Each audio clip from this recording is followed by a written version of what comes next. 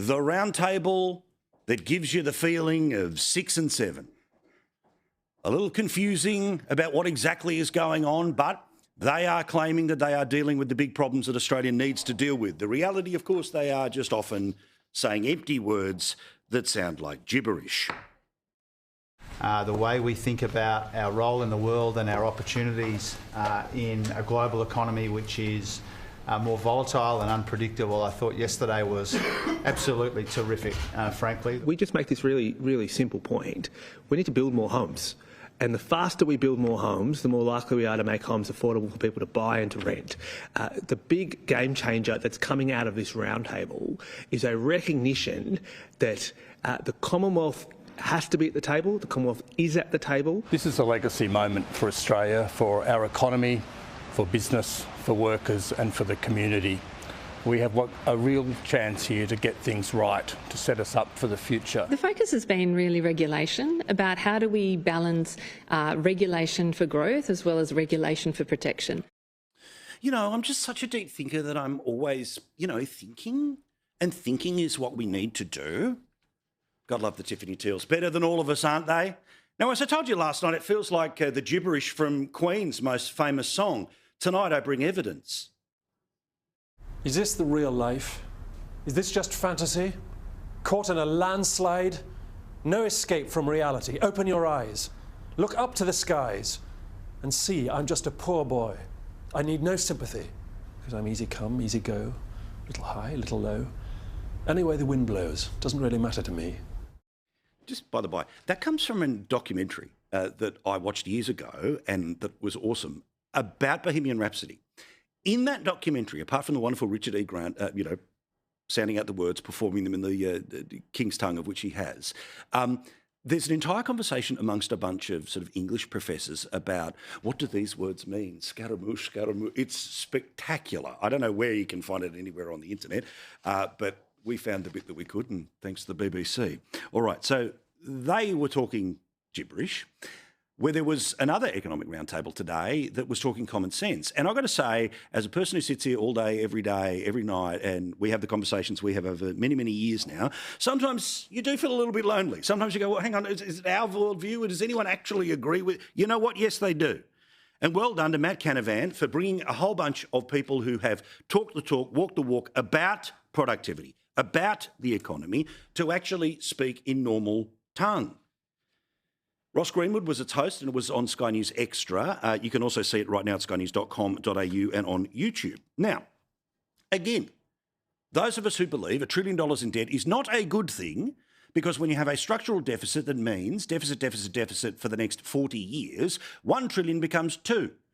2 will eventually become 3, and the servicing of the debt, while the hope is nobody will ever call it in, at some point in time, the servicing of the debt will become more than what we spend on education or defence.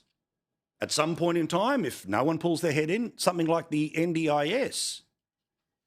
Now, at this roundtable, there were people who had skin in the game when it came to productivity. In fact, the first productivity commissioner of the country was there and speaking absolute common sense, that the Albanese government spending and regulating has an effect on the Australian economy. Now, while they are trying to build the triangle of dependence where 50% of the country gets their main income from the government, that's already happened, where tens of thousands of people directly work for the government, in fact, it's a couple 100,000 now, or if you're in business, the biggest client is government, they don't really care about private industry.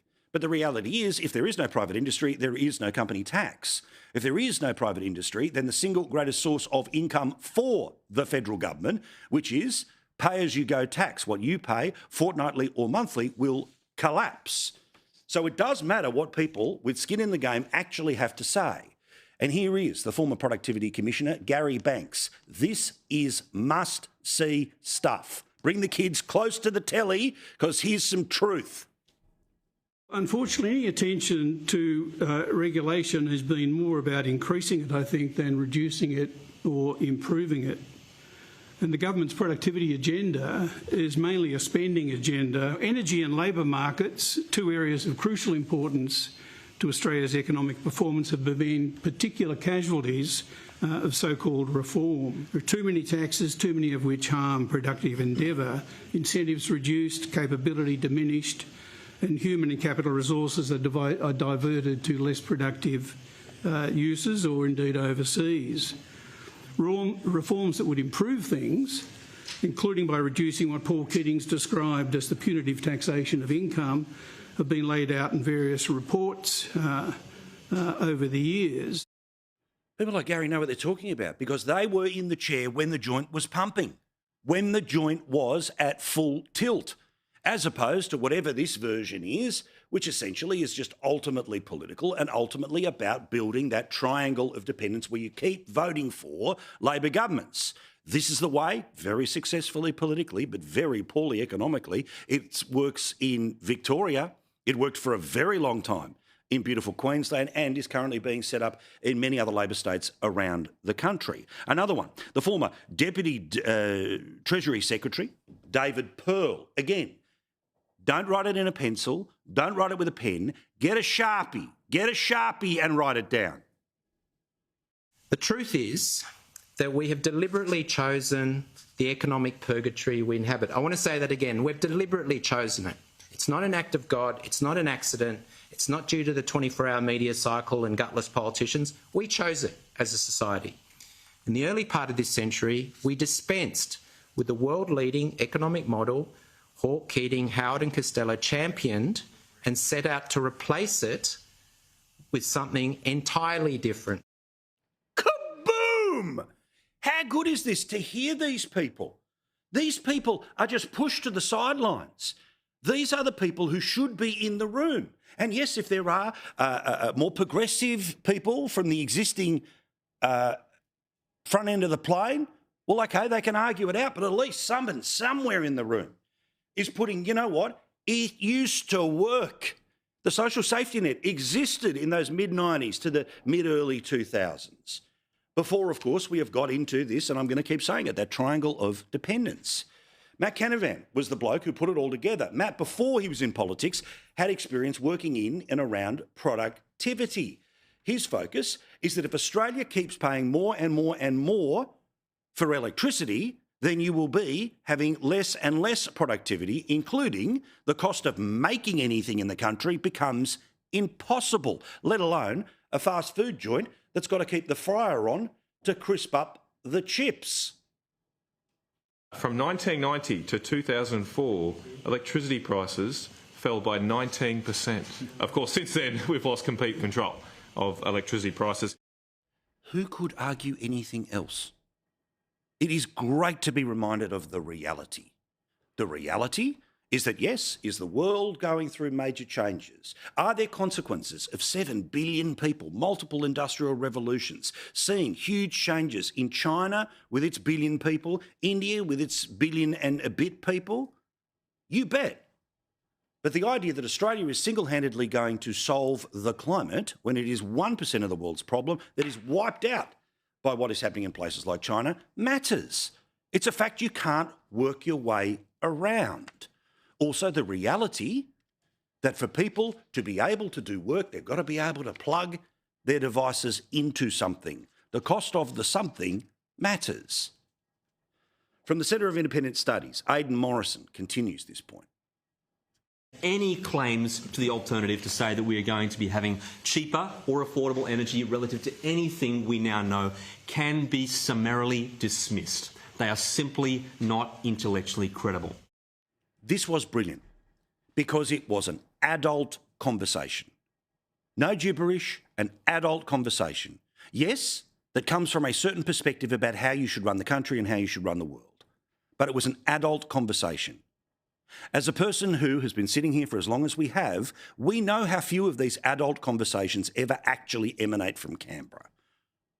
Because we know what they are trying to build. And I'm sorry, I'm going to say it for the 500th time. The triangle of dependence. We have chosen by the governments we have elected of recent years to create a scenario where the people keep voting for you because they are dependent on the welfare. The people keep voting for you because they don't want any changes when it comes to the excessive growth of the very expensive hundreds of billions of dollars, that is the bureaucracy, And business never rocks the boat because the single biggest customer is the government. I don't want that world. I want a world where the success of business means that people through good jobs are able to afford better lives. That those who are left behind are saved by a social safety net that is the pride of the world. There is a different way of doing things, and to see it today was spectacular. The problem is, even after you have seen it, even after you have heard it, even after you have been reminded that, yes, there is a different way to do this, do you know the number of people that will probably engage with this? It'll be too easy to decry. Who showed it? Who turned up? What did they focus on? As opposed to, you know what, fair point. And sometimes there are fundamental rules, like things like gravity. And many of the things that were said, particularly about energy, particularly about government spending, are still the rules of physics. But of course, in a fantasy land where Australia will single-handedly be able to solve the climate of the world, or if we just keep putting it on the credit card, it'll always be okay, is a fantasy that you can fight. And thank you to everyone involved in that roundtable. Well done to Ross Greenwood, and well done for those who saw it. You can go and see it right now at skynews.com.au, or as I said, you will be able to go and have a look at it on our YouTube channel, where of course millions of people are there each and every day. Thank you for being there.